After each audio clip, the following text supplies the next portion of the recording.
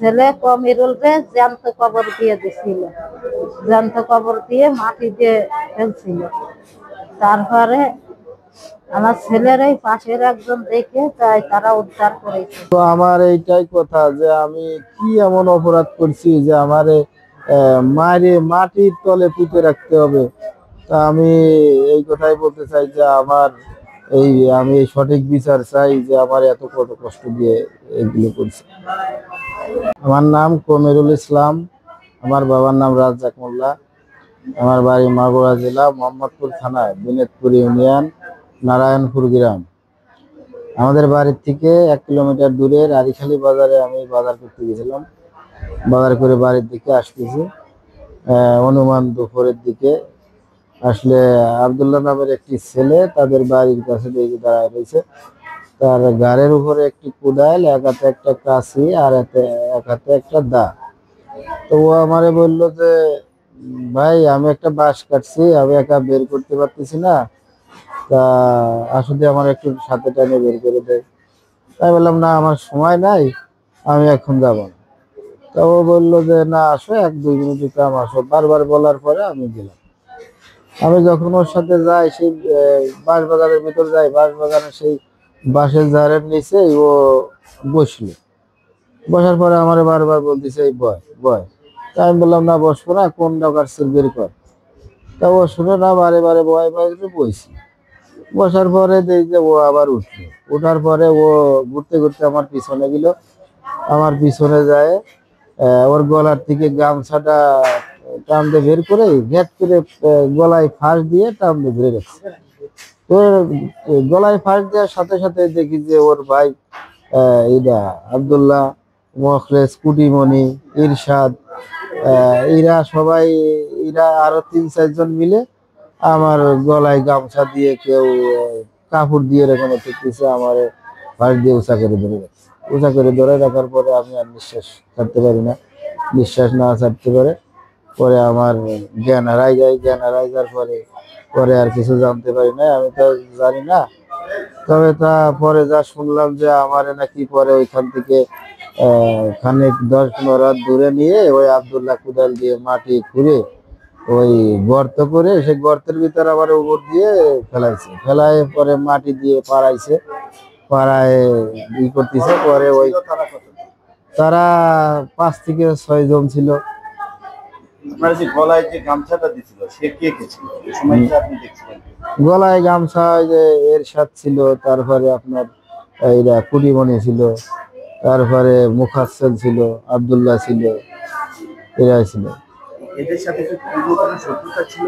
এদের সাথে শত্রুতা থাকার ভিতর মনে করেন যে আজ থেকে ওই 5 আগস্টের পরে যায় একদিন একটু তর্ক বিতর্ক হয়েছিল ওই চার দোকানে, বা তর্ক বিতর্কের পরে একটু ঘুষাঘুষি হয়েছিল।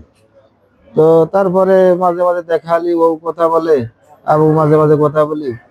তো আমি জানতাম যে ওর সাথে আর কোনো গ্যাঞ্জাম ট্যাঞ্জাম নাই, হয়তো ও ভুলে গেছে, আমিও ভুলে গেছি, এরকম পরিবেশেই চলতাম। তা ওর ভিতরে যে একাধিক তথ্যই আপনারা দেখছি যে ওই বাগানের ভিতরে আপনি এর আগেও ওদের সাথে গিয়েছেন, এরকম একটা কথা?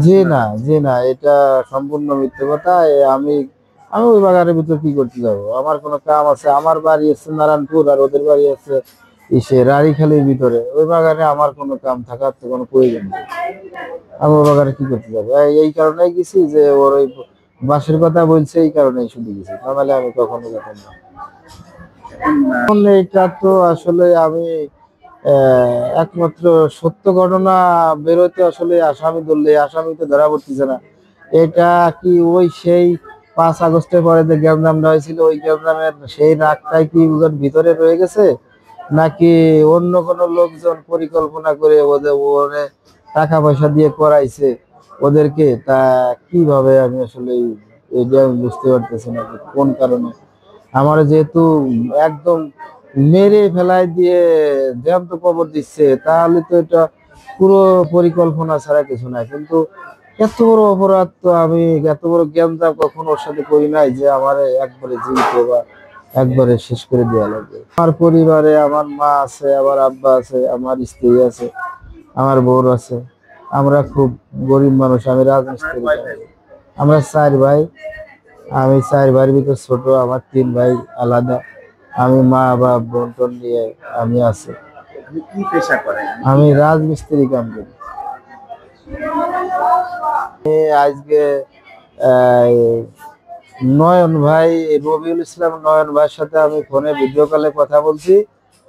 রবিউল ইসলাম নয়ন ভাই আমার চিকিৎসার জন্য সব খরচপাতি সে দিবে কথা দিছে।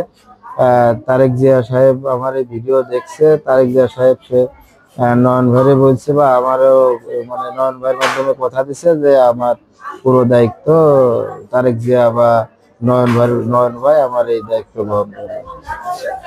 থানায় মামলা করছি, তো দেখি এই থানা প্রশাসন, পুলিশ প্রশাসন কি করে। আমি আশা করি যে পুলিশ প্রশাসন যেন সুষ্ঠু তদন্ত করে আমারে যারা যারা এই আমার এই ইসের জন্য যারা দায়ী, আব্দুল্লাহ শহর, ভাই বাতি, মুখাসেল, এই কুটিমনি, ইরা যারা এরশাদ, ইরা যারা দায়ী, এদের সবাইকে যেন খুব দ্রুত গ্রেপ্তার করে। মানে আমি তো হাসপাতালে আছি, আমি শুনতেছি যে তা কেস করলেই সমস্যা, আবার এরকমের অঘটন ঘটতে পারে, এরকম কিছু হালকা পাতলা শুনছি। কিন্তু আমি তো আর মরার ভয় করতেছি না, তার কারণ আমি তো মরেই গেছিলাম, আর মরার ভয় করে কি লাভ। এই জন্য আমি আর মরার ভয় করি না, যা ইচ্ছা তাই হবে। কিন্তু আমি চাই যে আমার সাথে এরকমের নিষ্ঠুরতা কি জন্য করছে, কেন করছে, এই বিচার আমি চাই।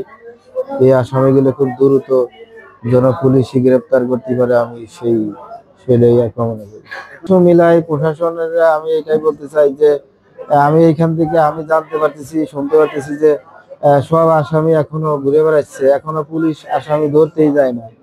তো প্রশাসন কি মনে করতেছে আর কি তারা করতেছে না করতেছে সেইটাই তারাই ভালো জানে।